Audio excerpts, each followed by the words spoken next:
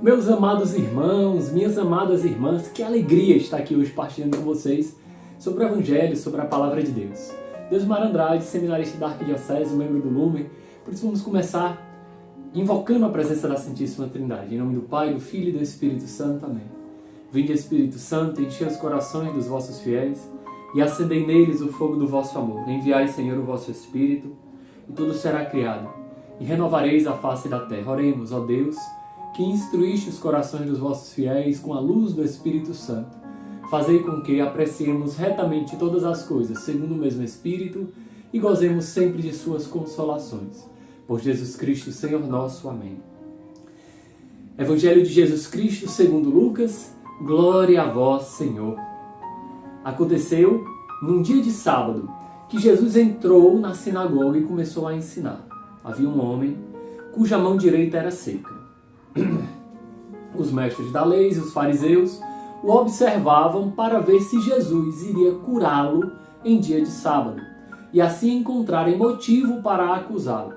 Jesus, porém, conhecendo seus pensamentos, disse ao homem da mão seca: levanta-te e fica no meio.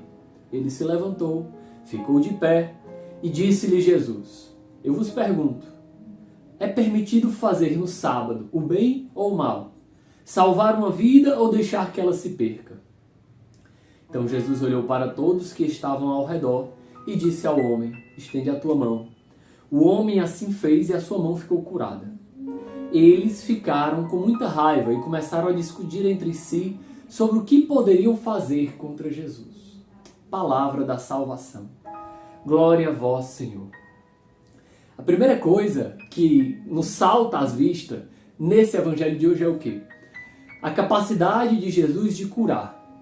E de certo modo, mesmo os seus inimigos, no caso aqui, os fariseus, os mestres da lei, sabiam que Jesus tinha essa capacidade e observavam Jesus.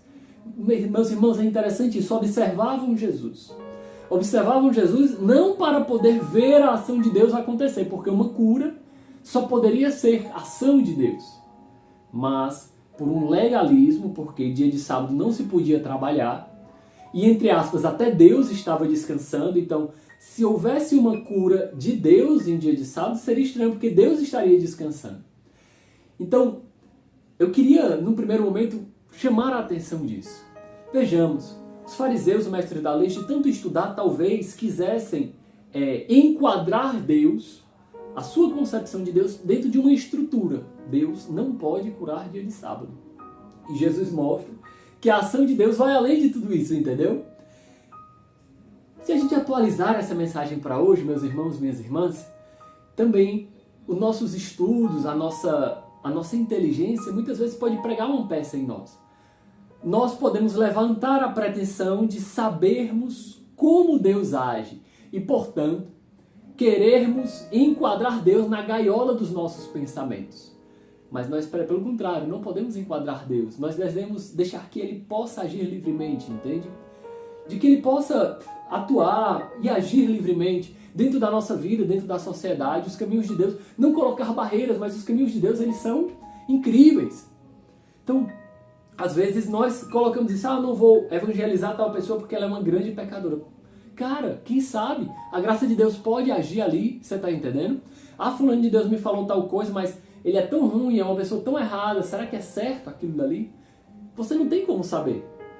Você entende? Então, às vezes, o como ou quem fala, independente se seja verdade ou não, é mais importante do que a própria verdade. E, vejamos, pode ser que Deus esteja querendo falar algo para nós sobre aquilo, talvez até por boca de pessoas injustas, indignas, pecadores. Mas nós precisamos saber aprender a escutar a ação de Deus, que supera todo o entendimento, meus irmãos.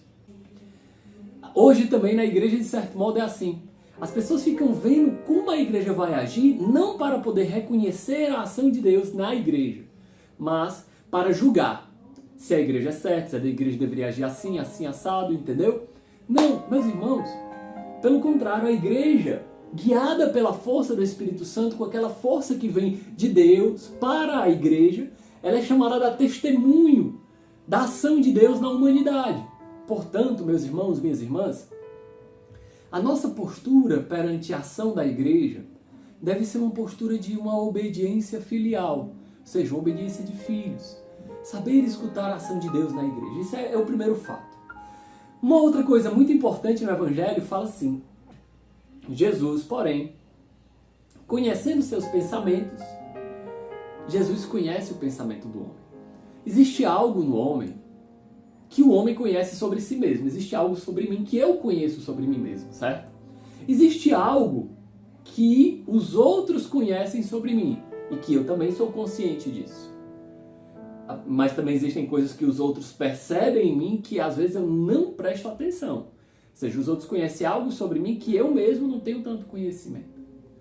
Porém, existem algumas coisas sobre nós que nem nós conhecemos sobre nós mesmos e nem os outros conhecem. São aquela parte, né, que uma teoria psicológica fala da teoria da sombra. É algo da nossa personalidade que está na sombra, entende? Mas Deus não. Deus conhece o nosso coração. João capítulo 2, versículo 25 fala que Jesus não necessitava que alguém lhe dissesse um testemunho sobre o homem, porque ele conhecia aquilo que estava na natureza humana. Então Jesus, ele conhece os corações. Ele conhece até mesmo a hipocrisia que há em nossos corações. E Jesus sabia da hipocrisia que havia no coração daqueles mestres da lei, daqueles fariseus. E, consequentemente, sabia que seria julgado por fazer o bem. Mas Jesus não se detém perante o mal. Jesus não se detém perante a possibilidade de ser julgado, de ser mal interpretado, porque ele é fiel à vontade do Pai. Nós também, meus irmãos. Talvez não conheçamos a natureza humana, como Jesus conhece. Talvez não tenhamos o conhecimento profundo sobre os seres, né? Como Jesus conhecia até o íntimo das entranhas de todos os homens. Mas o conhecimento do nosso coração, na medida que a gente pode, não deve nos impedir perante a falsidade e hipocrisia dos outros de anunciar e de fazer a verdade. Se nós atualizarmos isso para a vivência do carisma, por exemplo, quantas vezes nós podemos ter vergonha de pregar o ser feliz, de divulgar o ser feliz, de falar para os outros do ser feliz, ou de ajudar um pobre, porque as pessoas vão olhar para nós e vão dizer: quantas vezes já disseram isso para mim também? Para várias pessoas a gente já escutou esse testemunho. Não, mas ele não presta, ele é um vagabundo, ele é um marginal. Mas você, sensível ao apelo do carisma, pode ir lá ao encontro daquele irmão, mesmo sabendo da hipocrisia daqueles que falam isso, não porque querem ajudar aquela pessoa, mas porque querem justificar a sua indiferença. Nós não podemos parar na indiferença, meus irmãos. Jesus, ele poderia, diante dessa atitude, criar uma política da boa vizinhança. Não vou fazer isso agora, não é o momento adequado, vão me julgar. Não, Jesus faz. Vamos dizer assim que Jesus coloca um pouquinho de fogo no coreto, entendeu? Jesus, ele não está preocupado com essas mentalidades meramente humanas, ainda que Jesus conheça o coração dos homens. Então, uma outra coisa importante dentro disso é que não adianta também nós escondermos nossas mazelas de Jesus, porque ele conhece o coração do homem. Não adianta nós querermos disfarçar com uma falsa imagem de santidade, que não é santidade verdadeira, mas precisamos rasgar os nossos corações, não as nossas vestes, rasgar os nossos corações para poder apresentar a nossa verdade sobre Jesus. E no finalzinho do Evangelho, fala que depois que Jesus cura, não fala nenhuma atitude do homem, interessante, o homem permanece calado, curado, certamente com aquele grande sentimento de gratidão, aquele silêncio contemplativo de reconhecer a grandeza de Deus. O Evangelho não fala disso, mas podemos imaginar. E no finalzinho fala qual é a atitude das pessoas. Eles, ao invés de reconhecer a graça de Deus, reconhecer um milagre, ficarem felizes porque um homem saiu de uma condição miserável, pecadora, e como era a sua mão direita, aquele homem não conseguia trabalhar, não conseguia fazer as coisas necessárias para o seu sustento. Ao invés de se alegrarem pela cura desse homem, eles ficam com raiva e ficam procurando um modo de trair Jesus, de fazer algo contra Jesus.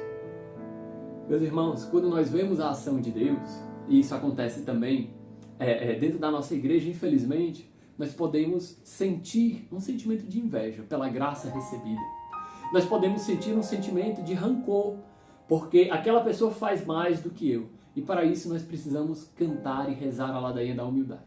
Que os outros sejam mais reconhecidos do que eu. Que as pessoas sejam mais amadas do que eu. Do desejo de ser consultado. Livrai-me, Jesus.